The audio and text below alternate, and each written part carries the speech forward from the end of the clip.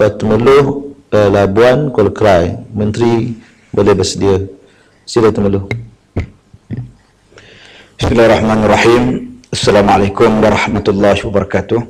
Dan salam sejahtera. Terima kasih Datuk Murusi. Maksud bekalan B butiran 030000. Saya ingin merujuk kepada beberapa perkara yang berkenaan dengan hubungan perdagangan dan juga ekonomi antarabangsa. Saya tidak maulah untuk memperincikan ataupun bahas mengenai perjanjian kerjasama Trans-Pasifik TPPA kerana pihak kementerian telah pun berjanji untuk memberikan ruang seluasnya kepada ahli parlimen dan juga dikemukakan di Dewan Rakyat ini untuk dibahaskan pada awal tahun hadapan. Namun apa yang saya nak bangkitkan di sini ialah supaya tidak berlaku sebarang promosi secara langsung ataupun tidak oleh pihak Perdana Menteri dan juga pihak kerajaan Malaysia yang menggambarkan seolah-olah perjanjian ini telah pun dipersetujui ataupun perjanjian ini telah pun ditandatangani sedangkan ia masih lagi belum dibahas dan juga dibentang di parlimen ini. Kerana bagi kami ingin mengulangi pendekatan ataupun pendirian PAS juga bersama dengan NGO-NGO yang bergabung dalam satu gabungan NGO Kongres Rakyat, yang mana setakat ini konsisten kita untuk menolak TPP ini adalah kerana kita menganggap ini adalah satu imperialisme baru yang mungkin bertujuan untuk memeras rakyat dan juga negara kita, dan kerajaan seharusnya juga memahami bahawa pemodenan dan juga kemajuan yang diperjuangkan oleh Barat ini boleh saja menghakis pegangan agama dan juga tradisi rakyat dalam negara kita. Datuk Pengerusi, selain itu saya juga ingin mendapatkan penjelasan secara khusus berkait dengan perkembangan semasa perjanjian yang disebut sebagai Agreement on Trade Preferential System TPS OIC. Sejauh mana ia telah membantu negara-negara Islam setakat ini, terutamanya negara-negara Islam yang kurang membangun, dan mengapa hubungan dagang Malaysia dan juga negara-negara OIC telah merosot sehingga 20% pada tahun ini, iaitu daripada RM83.3 bilion kepada awal tahun lepas kepada RM69.9 bilion pada tahun ini, pada awal tahun ini.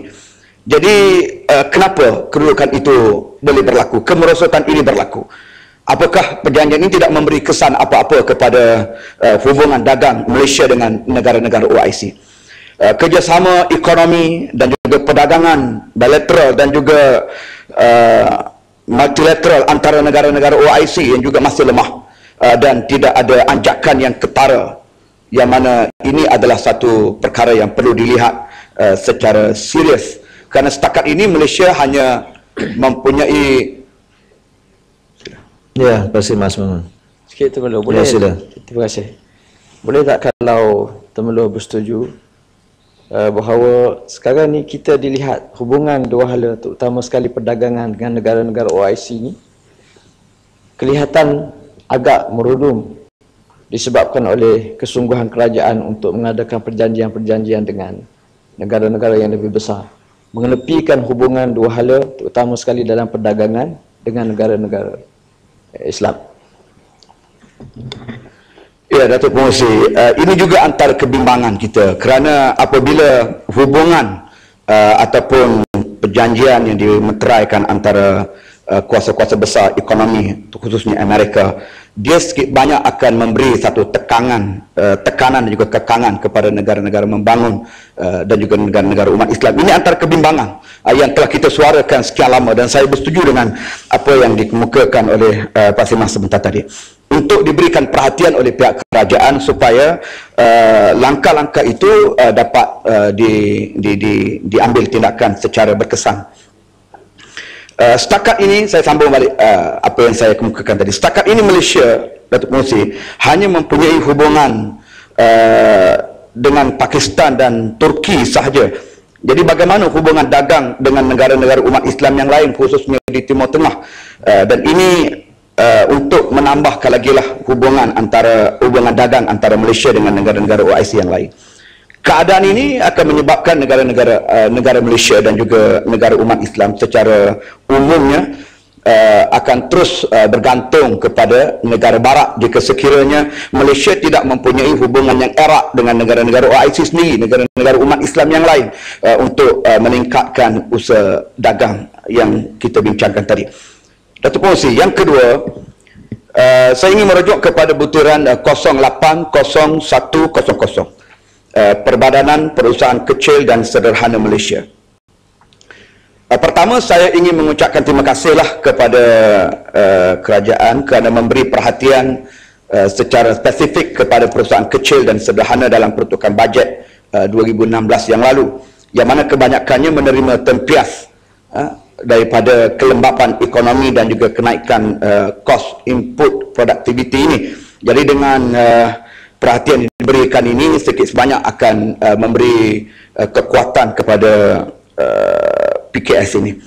Dan saya juga difahamkan ramai PKS yang terjejas dan juga sukar untuk mendapatkan dana pemulihan daripada SME Corporation akibat daripada pengaliran wang perniagaan yang kurang baik. Jadi saya ingin mendapatkan penjelasan daripada pihak kerajaan.